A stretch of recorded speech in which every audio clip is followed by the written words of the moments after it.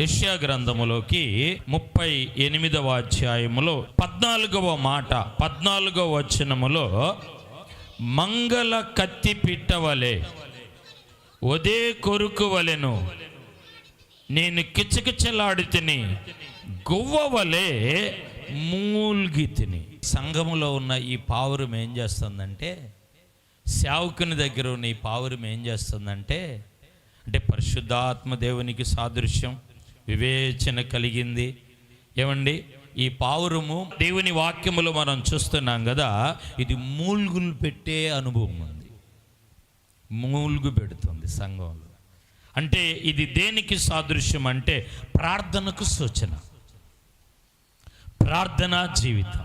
ప్రజల మనం ఏం చేయాలి అంటే ప్రార్థన చేయాలి.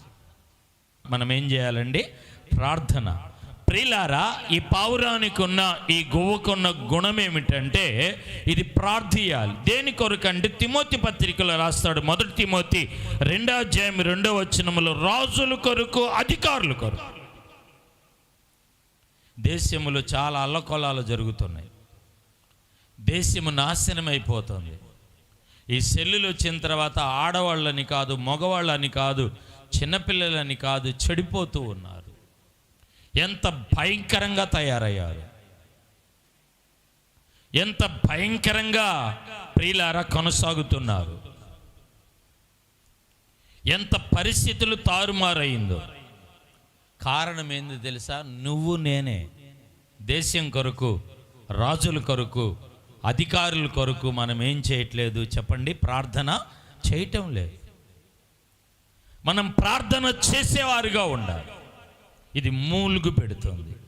నీ యజమానుడి కొరకు, నీ పిల్లల కొరకు, నీ సంఘం కొరకు, నీ సేవకుని కొరకు ప్రియులారా, నీవేం చేయాలంటే మూలుగులు. ఈ ఉదయకాలమున ఈ వాగ్దాన సందేశములు ప్రియులారా, ఈ మొదటి ఆరాధనలో దేవుడు మాట్లాడుతున్నాడు కదా, సంఘములో ఉన్న నీవు దేశం కొరకు, రాజుల కొరకు, అధికారుల కొరకు, సేవకుల కొరకు ప్రియులారా, దేవుని బిడ్డల కొరకు మనం మూలుగు పెట్టేవారుగా ఉండాలి. మనం ప్రార్థన చేస్తే మొదట ఆయన నీతిని, రాజ్యాన్ని వెతకండి, తదుపరి మీకేం కావాలో.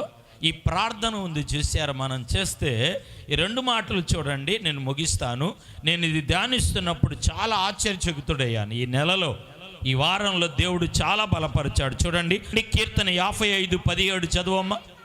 సాయంకాలమున, ఉదయమున, మధ్యాహ్నమున నేను ధ్యానిస్తూ ప్రార్థన మొరపెడుతూ మూలుగులు పెడుతూ ఉంటే ఏమన్నాడంటండి? ఆలకించాడంట. ప్రజలా, నా ప్రియ సహోదరి సహోదరుడా, దేవుని బిడలారా, ఈరోజు ఏ ప్రాంతంలో, ఏ స్థలముల నుండి వాక్యాన్ని వింటున్నారో, మీరు మూలుగు పెడితే, ప్రార్థిస్తే దేవుడు అంట ఆలకిస్తాడు.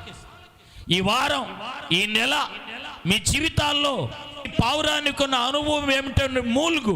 ఈ వారంలో మీకున్న అవసరత, అక్కర, మొండి గడ్డు సమస్య ఏమో మీరు మొరపెడితే దేవుడు ఆలకిస్తాడు. ఆమేన్ చెప్దాం అందరం.